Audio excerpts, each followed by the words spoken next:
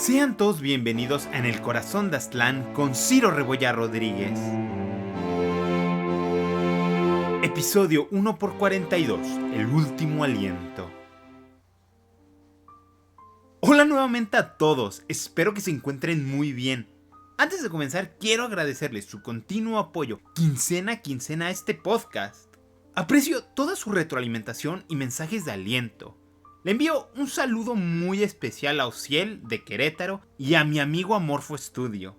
Los invito a todos a seguirme en mis redes sociales, links en la descripción, y a que compartan la serie. Realmente me ayuda muchísimo. Y sin más preámbulos, comenzamos. En el capítulo anterior vimos a fondo las dinámicas que ocurrían en Tenochtitlán tras la salida de Hernán.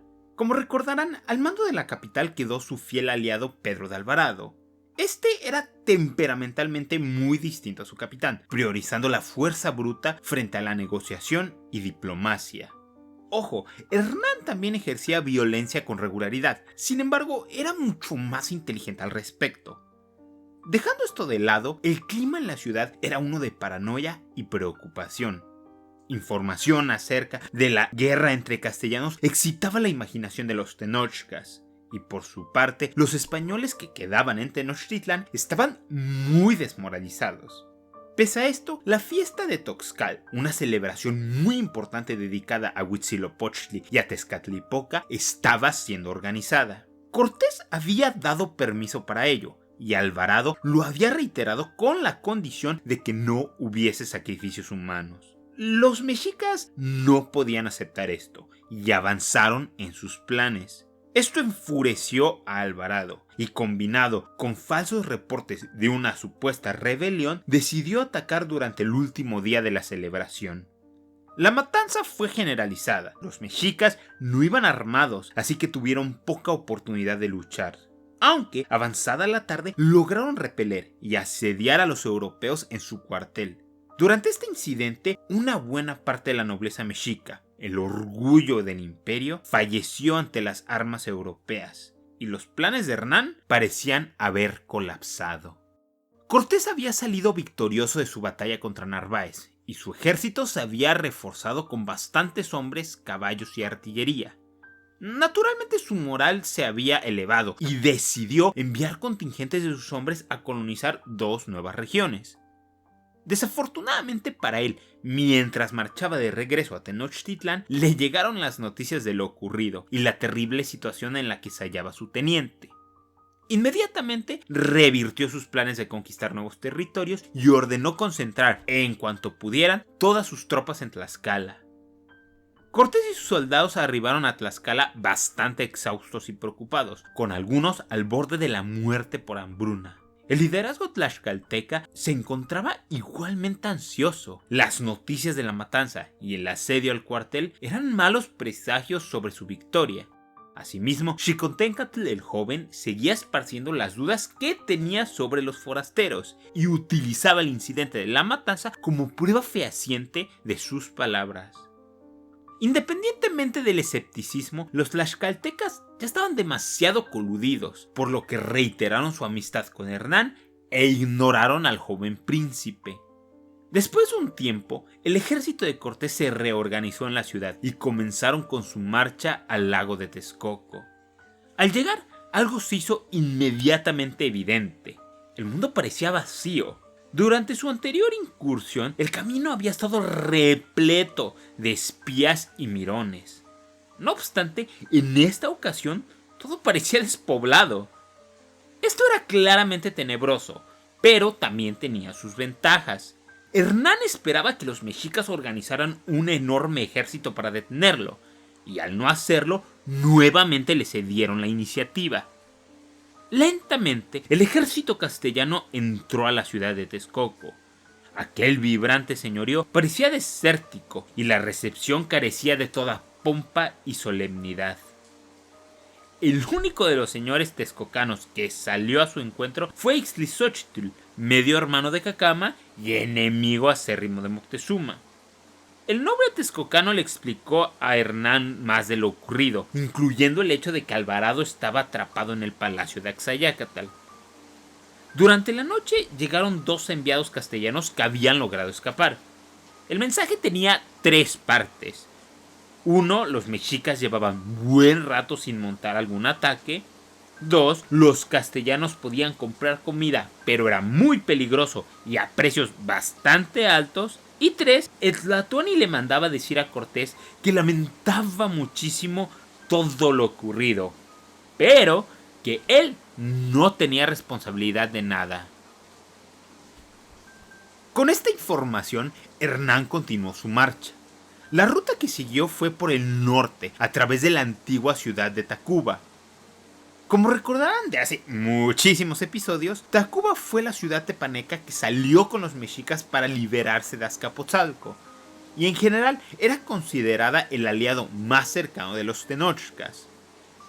Dicho esto, la ciudad no presentó ninguna lucha, y sus líderes anhelaban estar en buenos términos con el caudillo. Tras una breve estancia, el ejército castellano llegó a Tenochtitlán. La entrada a la gran ciudad fue de lo más sombrío y tenso que habían vivido, pues, pese a ser una de las urbes más grandes del planeta, todo lo que oían era silencio, y ciertamente era ensordecedor. Cortés intentó levantar sus espíritus explicándoles que seguramente los mexicas solo estaban avergonzados y acobardados por sus acciones.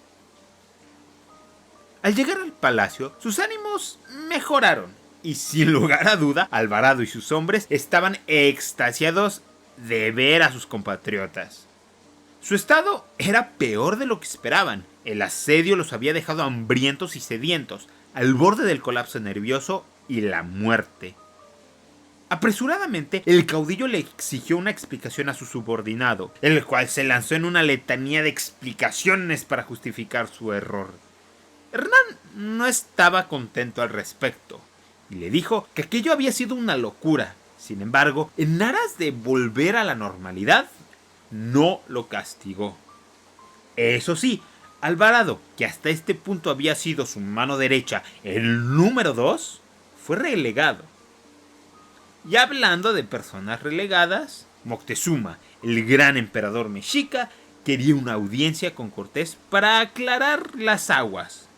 Hernán se rehusó a verlo y refutó los subsecuentes intentos de Tlatoani. Seguía extremadamente resentido por las comunicaciones secretas con Narváez. Dicho esto, su furia también se debía a que su gran plan maestro de conquistar el Anáhuac sin luchar se había desmoronado. En el aire se percibía un cambio ominoso. Otro problema que se presentaba era el vacío de poder que ahora existía entre los mexicas. El Tlatoani de Tenochtitlán había perdido muchísimo de su estatus, pero al seguir con vida, la sucesión o cadena de mando estaba completamente al aire. Además, mucha de la nobleza, los líderes naturales del pueblo, estaban muertos o presos. Pero bueno, volviendo a nuestra narrativa, Hernán estaba desesperado. Los hombres de Narváez comenzaban a hablar entre ellos y estaban decepcionados de lo que habían encontrado. Tenochtitlán no era la vibrante ciudad llena de riquezas que se les había prometido, sino un pueblo fantasma y una zona de guerra. Además, los mercados estaban completamente cerrados, haciendo difícil el acceso a comida y otras amenidades para los castellanos. En consecuencia, el caudillo finalmente habló con Moctezuma y le exigió que ordenara la apertura del mercado de Tlatelolco. El emperador sabía de su desgracia y le contestó que no podía hacer nada. Su mejor opción sería dejar salir a uno de los nobles que tenía apresados y hacer que él abriera los mercados. Hernán le preguntó quién sería la mejor opción, y el Tlatoani eligió a su hermano Cuitláhuac. Sorpresivamente, los castellanos dejaron ir al príncipe mexica.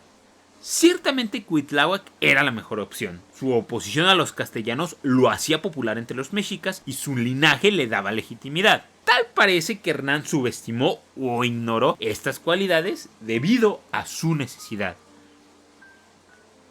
Sin perder el tiempo, Cuitláhuac comenzó a reorganizar el esfuerzo tenochca. Algunas fuentes dicen que, en ese momento, 25 de junio de 1520, fue electo emperador. Sin embargo, no tenemos pruebas de ello.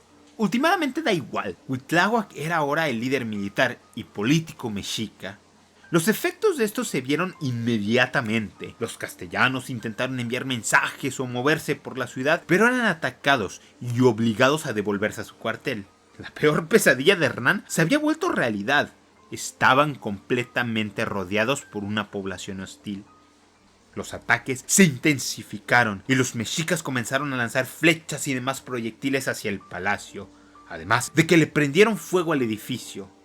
Los europeos lograron repeler el ataque con sus arcabuces y ballestas. No obstante, varios de ellos murieron y otro tanto fueron heridos. Estas escaramuzas y batallas continuaron en los días siguientes. Los castellanos se aventuraban en las noches a tomar el control de los edificios aledaños, pero en las mañanas los mexicas los repelían y retomaban el control de esas posiciones. Sus cañones y demás tecnología servían de poco en el combate urbano, y la ferocidad de los mexicas compensaba su falta de adiestramiento militar en armas europeas. Otra cosa que ocurrió es que los mexicas habían dejado de lado la pompa y simulación de sus guerras tradicionales. Ahora los soldados peleaban como podían, y en general aquellas elaboradas vestimentas y rituales habían sido desplazados por ataques en masa, escudos de madera y férrea disciplina, excepto por los comandantes que utilizaban sus elaboradas ropas para inspirar a sus guerreros. La lucha física dio paso a la guerra psicológica. Los mexicas lanzaban encantamientos durante las noches, tocaban sus tambores, sus conchas, sus gritos de batalla, desfilaban las cabezas de los caídos y simulaban visiones de fantasmas. Esto comenzó a afectar la mente de los castellanos. Especialmente los hombres de Narváez maldecían la hora en la que aceptaron llegar a estas tierras. Las batallas entre ambos bandos eran encarnizadas y hasta la muerte. El 27 de junio, los mexicas comenzaron una nueva ofensiva y disturbios por la ciudad.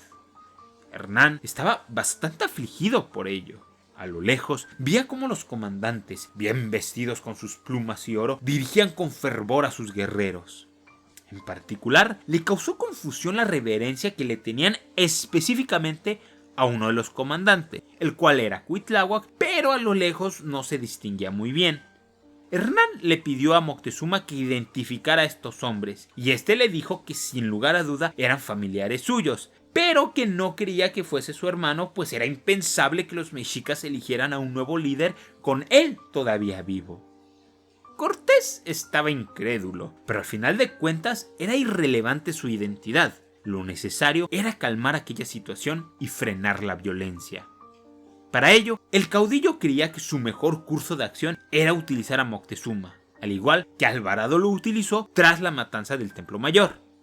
Moctezuma se rehusó de primera instancia, exclamando que ¿qué más quiere de mí Cortés? No quiero escucharlo, no quiero vivir, miren lo que me ha convertido. Esta era una interrogante válida. Ciertamente la reputación y prestigio de Tlatoani había colapsado desde la llegada de Hernán, aunque es justo decir que en parte era su culpa. Pero bueno, tras unos momentos y discusiones, el emperador aceptó subir al techo a hablar con su pueblo. Lo siguiente que ocurrió está sujeto a debate, y hay distintas versiones, pero la más aceptada es la siguiente. Moctezuma subió al techo del palacio de Axayácatl acompañado de 2 castellanos que iban con escudos de madera para proteger a Tlatoani. El exterior estaba bastante agitado. Había soldados y civiles mexicas guiados por los nobles que aún quedaban con vida y libertad. Una vez frente a su pueblo, la gente cayó en silencio, y con miradas penetrantes los ojos de la ciudad estaban sobre Moctezuma II.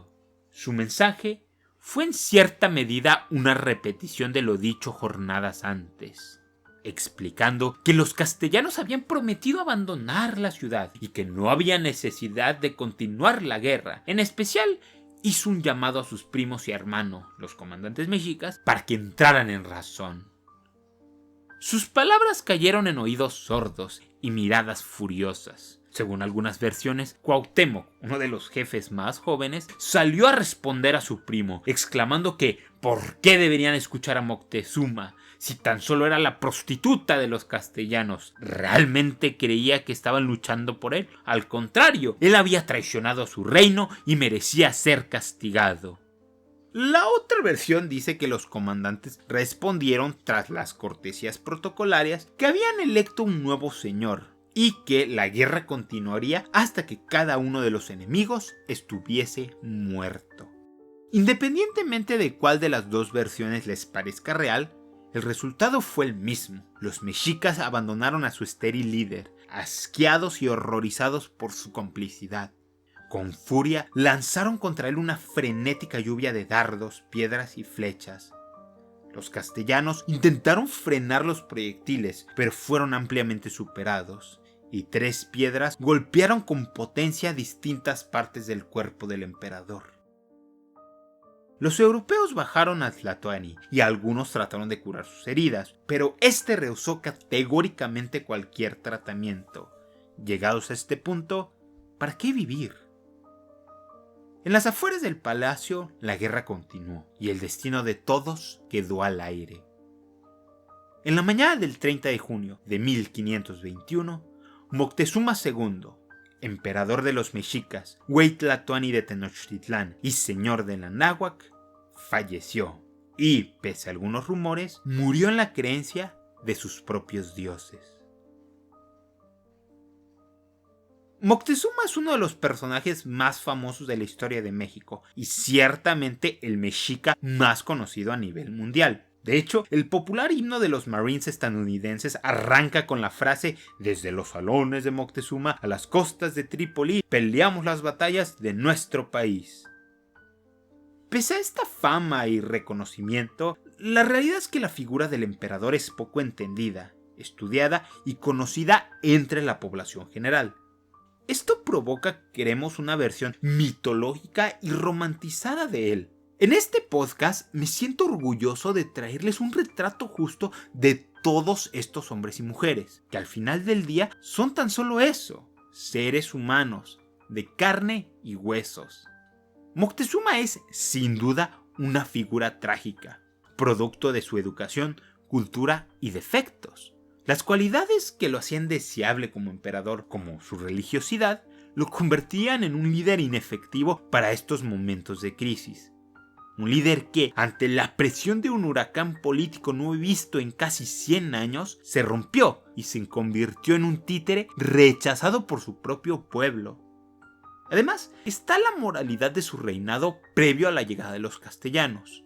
Su gobierno fue uno de mano dura, purgas y cambios de regímenes.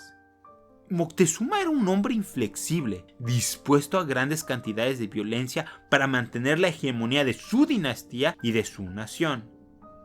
Estos detalles no deben ser olvidados y debemos considerarlos en la balanza histórica de cada uno de estos personajes. ¿Fue acaso Moctezuma un tirano, una víctima de las circunstancias, un traidor a su pueblo o un líder pragmático? La respuesta es: no lo sé. Y seguro que cada uno de ustedes tiene su propia interpretación. Pero finalmente, no queda más que decir: descansa en paz, Moctezuma Xocoyotzin.